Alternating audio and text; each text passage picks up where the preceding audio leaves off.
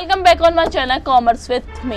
आज इस वीडियो में मैं आपको फोर्थ मेथड बताऊंगी। इससे पहले वाली वीडियोस में मैंने आपको 3 मेथड्स कंप्लीट करवा दिए। 3 मेथड्स आपको मैंने अल्टरनेटिव मेथड्स कंप्लीट करवा दिया, फुल कैपेसिटी वाला आपको कंप्लीट करवा दिया और प्रॉफिटेबल लेवल डिटर्मिनेशन वाला मेथड आपको मैंने कंप्लीट करवा दिया। ठीक है, अब ये फोर्थ मेथड है जिसमें आपको क्या रिकॉग्नाइज करना है, आपको ये पता करना है कि जब आप नया प्रोडक्ट यूज में लेते हो, ठीक है, आपका जो पुराना प्रोडक्शन आप करते थे पुराने प्रोडक्ट का, उस पर कितना प्रॉफिट हो रहा है और आप नया प्रोडक्शन आप कर रहे हो नए प्रोडक्ट की, तो उसका कितना प्रॉफिट हो रहा है। इन दोनों को क्या किया जाता है, कंपैरिजन किया जाता है। कंपैरिजन करने के बाद ये पता किया जाता है कि किस में सबसे ज़्यादा प्रॉफिट अर्न हो रहा है। जो भी ज़्यादा प्रॉफिट अर्न करेगा वो क्या करेगा, वो उस प्रोडक्ट का प्रोडक्शन चलता जाएगा और जो प्रॉफिट कम अर्न करेगा उसका प्रोडक्शन क्या कर देंगे, कम कर देंगे या बंद कर देंगे। तो इसी तरीके से आप जब भी फोर्थ वाला मेथड यूज में लेते हो, ठीक है, तो आप इस मेथड को आप कैसे पता कर सकते हो कि इस क्वेश्चन में फोर्थ वाला मेथड लगा है या नहीं लगा है। आप इसे 3 तरीके से पता कर सकते हो। इसमें पहला है ड्रॉप आइटम। ड्रॉप आइटम का मतलब क्या होता है कि आप जो पहले जो प्रोडक्ट यूज में लेते थे, अब उस प्रोडक्ट को क्या कर दिया, आपने ड्रॉप कर दिया। क्या कर दिया, ड्रॉप कर दिया, मतलब उसे छोड़ दिया या उसका प्रोडक्शन करना बंद कर दिया। तब आपको क्वेश्चन में ड्रॉप आइटम लिखा हुआ मिल जाए या आपको रिप्लेस आइटम लिखा हुआ मिल जाए या आपको क्वेश्चन में सेल्स मिक्स गिवन हो, तो इसका मतलब क्या होता है, आपको फोर्थ वाला मेथड यूज में लेना है। आपको समझ में आ गया। और दूसरी पहचान आप कैसे कर सकते हो, आपको क्वेश्चन में ऐसे गिवन होगा कि आपको पहले ये वाले प्रोडक्ट्स थे, अब आपके नए प्रोडक्ट्स ये है। ठीक है, और सबसे मोस्ट इंपॉर्टेंट क्वेश्चन करने से पहले आपको मैं एक और बता दूं कि फिक्स्ड कॉस्ट, आपको पता होगा कि फिक्स्ड कॉस्ट कौन सी कॉस्ट होती है।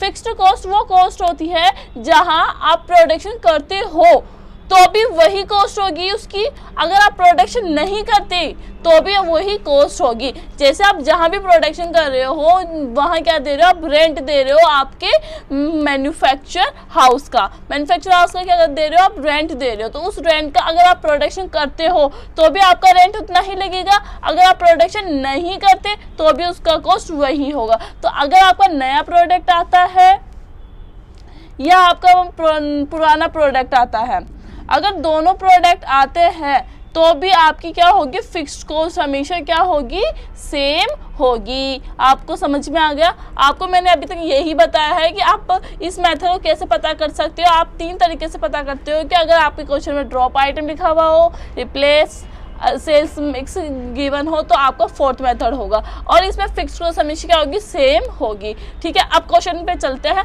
क्वेश्चन नंबर 9 है। क्वेश्चन नंबर 9 में क्या बोला है, एक मल्टी प्रोडक्ट कंपनी, एक मल्टी प्रोडक्ट कंपनी है, मतलब वो एक प्रोडक्ट नहीं बनाती, वो बहुत सारे प्रोडक्ट बनाती है।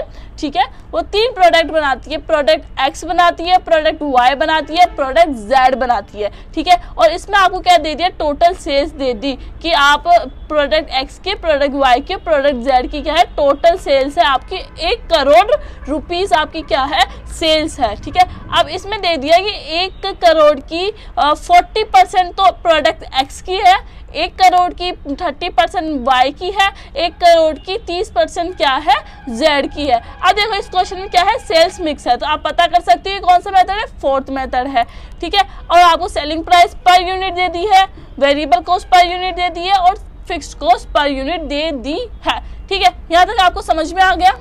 अब कंपनी क्या कर रही है, कंपनी जो जेड प्रोडक्ट था उस जेड प्रोडक्ट का प्रोडक्शन बंद कर रही है और डब्ल्यू प्रोडक्ट का प्रोडक्शन स्टार्ट कर रही है। ठीक है, और डब्ल्यू का भी आपको क्या दे दिया, आपको प्रोडक्शन दे दी। सेल्स उतनी ही है, 1 करोड़ है, सेल्स का परसेंटेज आपको गिवन है 50, 30 और 20 आपको गिवन है। अब इस क्वेश्चन में आपको क्या फाइंड करना है, इस क्वेश्चन में आपको पूछा है एक फिक्स्ड कॉस्ट, जो हमेशा ये हार्ड क्वेश्चन है, मैं आपको पहले बताती हूँ इसलिए मैं करवा रही हूँ आपको। ये है फिक्स्ड कॉस्ट। फिक्स्ड कॉस्ट आपको कैलकुलेट करना है और आपको सेकंड क्या कैलकुलेट करना है कि किसमें कितना ज्यादा प्रॉफिट होगा। अगर आप प्रोडक्शन जेड का करते हो उसमें ज्यादा प्रॉफिट होगा या प्रोडक्शन डब्ल्यू का करते हो तब इसमें ज्यादा प्रोडक्शन होगा। ठीक है, अब क्वेश्चन करते हैं अपन जल्दी से। देखिए इसमें क्या होता है, एक फॉर्मेट होता है क्वेश्चन करने का। तो फॉर्मेट मैंने आपको पहले भी बताया, तो मैं एक बार फिर से बता देती हूँ कि इसका फॉर्मेट होता है। सबसे पहले सेल्स आती है, सेल्स में लेस करते हैं वेरिएबल कॉस्ट, तो वेरिएबल कॉस्ट से आता है आपका कंट्रीब्यूशन, कंट्रीब्यूशन में से अगर आप लेस कर देते हो फिक्स्ड कॉस्ट तो आपके पास आता है प्रॉफिट। ठीक है, अब आपको क्वेश्चन में टोटल सेल्स गिवन है कि आपके पास 1 करोड़ रुपीज है और आपको परसेंटेज गिवन है कि 40% क्या है प्रोडक्ट एक्स का क्या है सेल है। तो मैंने यहाँ क्या किया है कि टोटल सेल लिख दिया मैंने, 1 करोड़ रुपीज मैंने लिख दी। अब यहाँ गिवन क्या है, सेल्स मिक्स गिवन है। सेल्स मिक्स मतलब परसेंटेज ऑफ सेल्स वैल्यू कितना है, 40% है किसका, 1 करोड़ का। तो मैंने 1 करोड़ लिखा है यहाँ, 1 करोड़ को इंटू किया 40% से, तो क्या आया आपका 40 लाख आ गया। तो ये प्रोडक्ट एक्स की क्या हो गई, सेल्स हो गई। तो यहाँ मैंने क्या लिख दिया, 40 लाख लिख दिए। समझ में आया क्या हुआ, ओनली मैंने यहाँ क्या गिवन है, 1 करोड़ रुपीज गिवन है, 1 करोड़ का क्या किया मैंने 40% निकाला और मैंने यहाँ लिख दिया। इसी तरीके से मैं एक्स वाई का निकालूंगी, मतलब वाई का क्या निकालूंगी मैं, सेल्स निकालूंगी। 1 करोड़ है, 1 करोड़ का कितना है 30%, तो 30% निकाल क्या आया, 30 लाख आ गया। तो यहाँ भी 30 लाख लिख दिए। इसी तरीके से अपन जेड का करेंगे तो 30 लाख आ जाएगा। तो जब अपन इनको टोटल करते हैं 30 लाख कितने हुए, 60 लाख और प्लस 40 लाख कितने हुए, 1 करोड़ रुपीज यहाँ आ गया। समझ में आया आपको, ठीक है।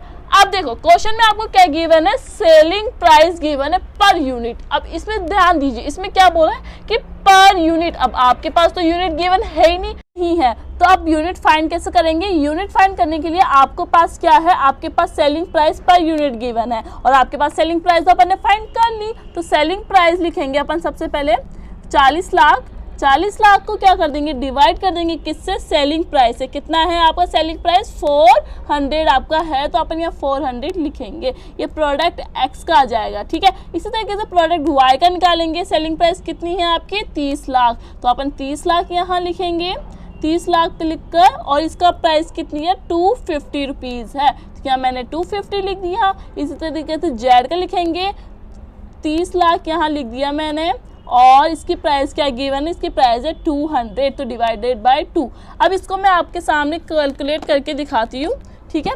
देख 40 लाख है ये 40 लाख डिवाइडेड बाय 400, तो क्या हो गया आपका सेलिंग प्राइस कितनी आ गई, 10,000 रुपीज़ आ गई। इसी तरीके से आपको 30 लाख है, 30 लाख को डिवाइड किया 250 से, तो आपके पास 12,000 आपकी इसकी यूनिट आ गई की वाई की आ गई है। 30 लाख है आपके पास, 30 लाख है, 30 को आपको 200 से करेंगे तो 1500 आपकी इसकी क्या आ गई, यूनिट आ गई। अब मैंने क्या किया, यहाँ यूनिट फाइंड किया। यूनिट फाइंड कैसे किया, मैंने सेलिंग अमाउंट ऊपर लिखा और नीचे क्या लिखा, सेलिंग प्राइस पर यूनिट लिखा। यहाँ लिख देती हूँ मैंने, सेल्स अमाउंट मैंने क्या किया ऊपर लिखा पहले, और नीचे क्या लिखा, सेलिंग प्राइस मैंने नीचे लिख दी, ठीक है। सेलिंग अमाउंट मैंने अभी ये निकाला ही था और सेलिंग प्राइस आपको क्वेश्चन में गिवन है, तो इससे फाइंड किया मैंने। इसका कितना है 10,000 आ गया, इसका 12,000 गिवन है आपको, और इसका क्या है आपका 15,000 गिवन है।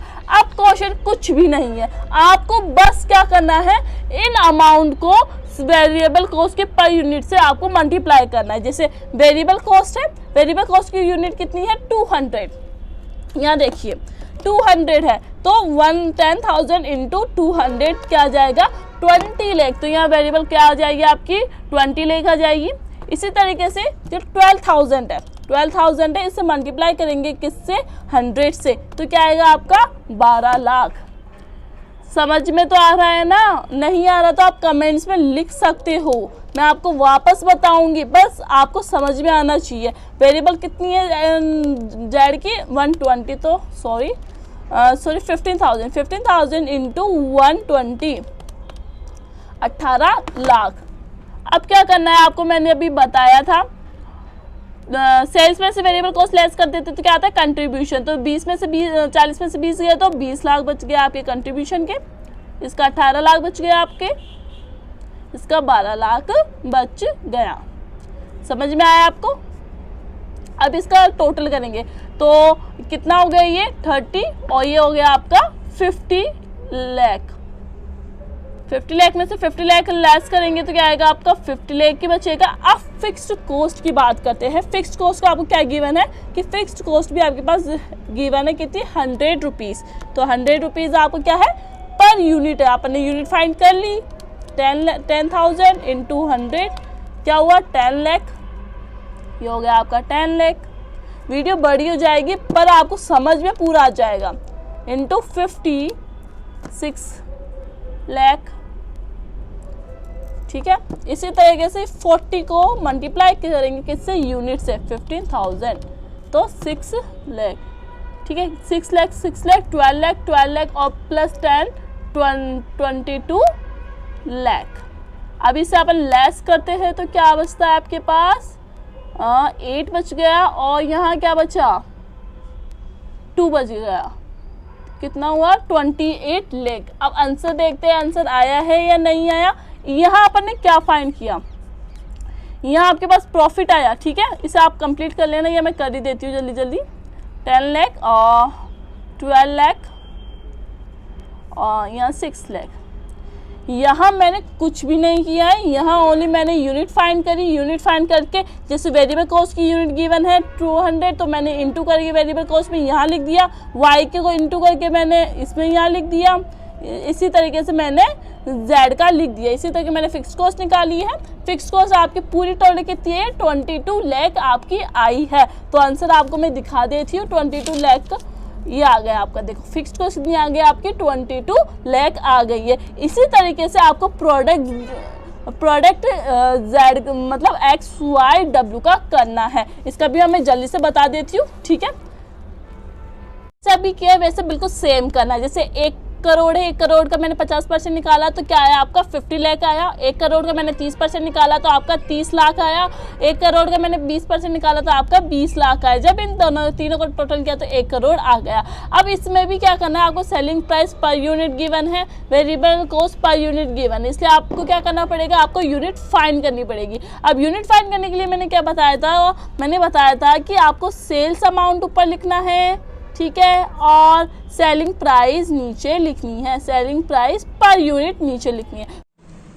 सेलिंग प्राइस आपने निकाली थी, गिवन है आपके पास, और सेल्स अमाउंट आपके पास गिवन है। इस तरीके से अपन ने क्या निकाल लिया, इसकी यूनिट निकाल ली। अपन ने यूनिट निकाल ली एक्स की, वाई की और डब्ल्यू की आपने यूनिट निकाल ली। अब ये अपन को ऊपर लिख देते हैं जल्दी से, जिससे आपके लिए इजी हो जाएगा। और ये कितना है 12,000 रुपीज वाई का है और डब्ल्यू का है 6,250। अब आपको कुछ नहीं करना है। क्वेश्चन में आपको वेरिएबल कॉस्ट पर यूनिट का अमाउंट गिवन है, कितना है 200। तो अपन क्या करेंगे, 12,500 को 200 से मल्टीप्लाई करेंगे तो 25 लाख आ जाएगा। तो यहाँ आ जाएगा आपका 25 लाख, ठीक है। अब इसका क्या अपन क्या करेंगे, सेलिंग वेरिएबल कॉस्ट की वाई की कितनी है सेलिंग प्राइस, वो वेरिएबल कॉस्ट पर यूनिट कितनी है 100, तो अपना इसका कितना है 12,000। तो 12,000 इंटू क्या करेंगे 100 करेंगे तो आ जाएगा आपका 12 लाख यहाँ वाई का आ जाएगा। आपको समझ में आ रहा होगा। अभी तक में अपन ने ऊपर जो किया तो वैसे ही करना है। अब 1,80,000 है तो 1,80,000 नीचे लिखेंगे, इंटू करेंगे, इंटू किससे करेंगे 6,250 से करेंगे, 6,250 से करेंगे तो 11,25,000 आपका क्या जाएगा वेरिएबल कॉस्ट आ जाएगी डब्ल्यू की। अब क्या करेंगे अपन इसमें से लेस करेंगे, पर तो इनको ऐड कर लेते हैं, ठीक है।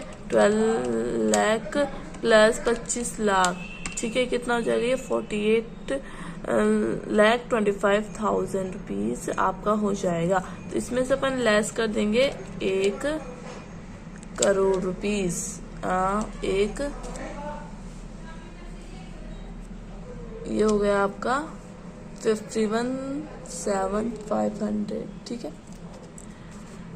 आप देखो कंट्रीब्यूशन में तो इसमें से इसको लेस करेंगे तो कितना आएगा, इसमें 25 लाख आएगा, इसमें से लेस करेंगे तो 18 लाख आएगा, और इसमें से लेस करेंगे अपन करते हैं 20 लाख में से माइनस करेंगे 11,25,000 तो आपका आ जाएगा 8,75,000, ठीक है। और आपको मैंने पहले भी बताया था जो फिक्स कॉस्ट होती है आपकी, जितनी अगर यूनिट मतलब आपका नया प्रोडक्ट आ रहा है या नहीं आ रहा है तो भी क्या होती है फिक्स कॉस्ट फिक्स्ड रहती है। तो पिछली बार अपन ने फिक्स कितनी ली थी, फिक्स कॉस्ट ली थी अपन ने 22 लाख अपन ने ली थी। तो यहाँ भी क्या आएगा आपका 22 लाख आपकी फिक्स्ड कॉस्ट आएगी। जब आपका 22 इसमें से लेस करते हैं 5,75,000 5,000 लेस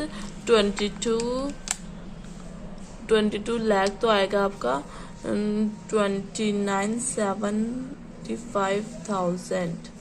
ये आपका क्या आएगा, ये आएगा। ठीक है, आप क्वेश्चन में आंसर देखिए 29,775 आपका यहाँ आ गया आंसर, और 28 लाख आपका यहाँ आंसर आ गया है। ठीक है, और आपने फिक्स को अपने अभी कैलकुलेट कर ली थी 22 लाख।